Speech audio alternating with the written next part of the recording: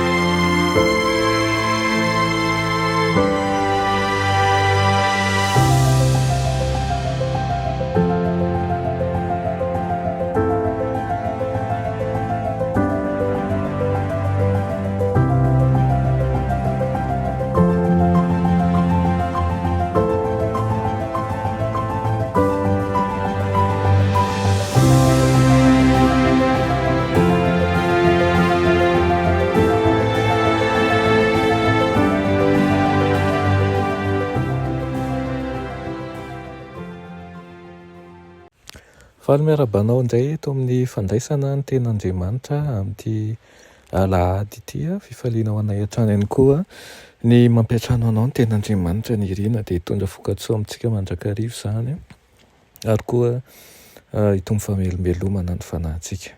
Alohan'ny dirantsika amin'ny lesona ho an'ny lehibe an'io dia iray vavaka isika. Andriamanitra tsara zan-danitra mbola velom-pisaorana anao izay satria ao ambany fitantananao ny fiainanay. Fifaliana manao ahoana re izany tokony hanananay ianao manko eo mandrakariva mibanjina anay miaro anay mijery izay mahasoa ihany koa mankahery ifonanay eto anatrehanao ny ankely ny finoanay sy ny tsy fahamendrenay. Meteza kosa ianao mba hiasa ao anatinay tsirairay avy ka hahatonga anay hibanjina zavatra tsara mihoatra lavitra noho ny efa hitanay. Aminaran'i Jesosy, amen. Lohateny lesonantsika androany dia manao hoe famporisihana ny fampiasana ny salamo amin'ny vavaka. Resaka momba ny salamo mandrakariva isika. Ny fomba tsotra ampidirana ny salamo amin'ny fiainana andavanandro dia ny manokana fotoana isan'andro amakiana salamo anankiray ary tsara izany manomboka amin'ny salamo voalohany ary manaraka ny lama ao amin'ny salamo ihany koa. Mety tsy fanaonao izany eto amin'ity pejy ity dia mandefa salamo isaky ny hariva. Asaiko ianao hanaraka izany ary raha tsy afaka moa dia mamaky salamo andinindray isan'andro tena zava-dehibe izany mba ahafahana mampiditra azy ao amin'ny fiainantsika. Ny fomba anankiray hafa ihany koa dia ny famakiana ny salamo mifanaraka amin'ny toe-javatra misy ianao ankehitriny. Ninonina mitranga izany dia misy ny salamo fisaonana, misy ny salamo izay hitarainana, misy ny salamo iombonana, ny salamo firana ihany koa, ny salamo fibebahana, ny salamo fahendrena, izany hoe mitady ny fahendren'Andriamanitra sy ny fitarihany. Misy ny salamo ara-tantara, misy ny salamo izay misy fahatezerana tokoa ary misy ny salamo fivahinianana masina. Amin'ity telovonany ity dia hijery ny maro amin'izy ireo manko isika ary andinika an'ireo salamo ireo eo amin'ny teny manodidina an'izay asehony. Ahoana ary no hamakitsika ny salamo?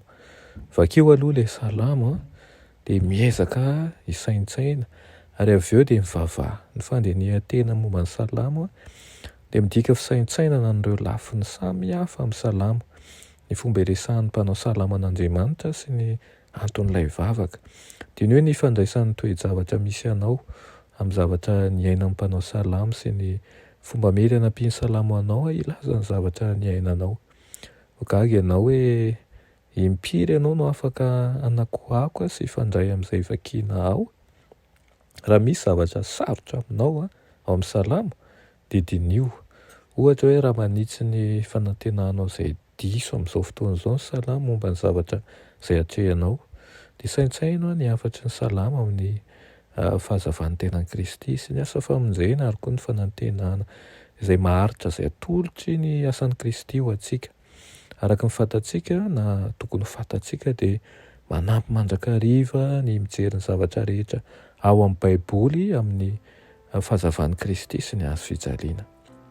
Ary koa mitadiava antony manosika vaovao ho an'ny vavaka izay omeny salamo ary eritrereto ny mahazava-dehibe azy ireo ho anao sy ny fiangonanao ary izao tontolo izao e. Angatao Andriamanitra amesaka ny teniny ao am-ponao sy ao an-tsainao, dia raha mifanaraka amin'ny toe-javatra misy ny olona fantatrao ilay salamo dia mivavao ny olona ihany koa izany fa tsy ho anao irery. Ny tiana ho lazaina dia izao: mirakitra lafin-javatra maro eo amin'ny fiainana ny salamo ary afaka mampanankarena antsika izy io ny mamaky sy ny mandray ao am-pontsika izay lazainy amintsika.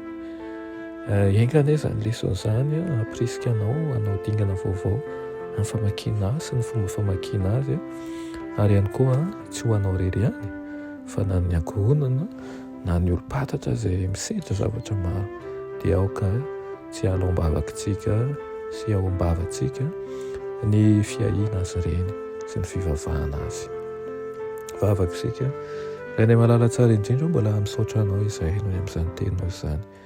Misaotra anao ihany koa izay mampianatra anay ny tokony ampiasana ny teninao mba hahafahanay mahazo tombony ao anatin'izany. Metezanao hiasa ao anivon'ny tsirairay avy ka mba ho tanolonaka izay rehetra misy anay, ka ny voninahitra ao no hita miposaka manodidina anay. Amin'ny anaran'i Jesosy, amen.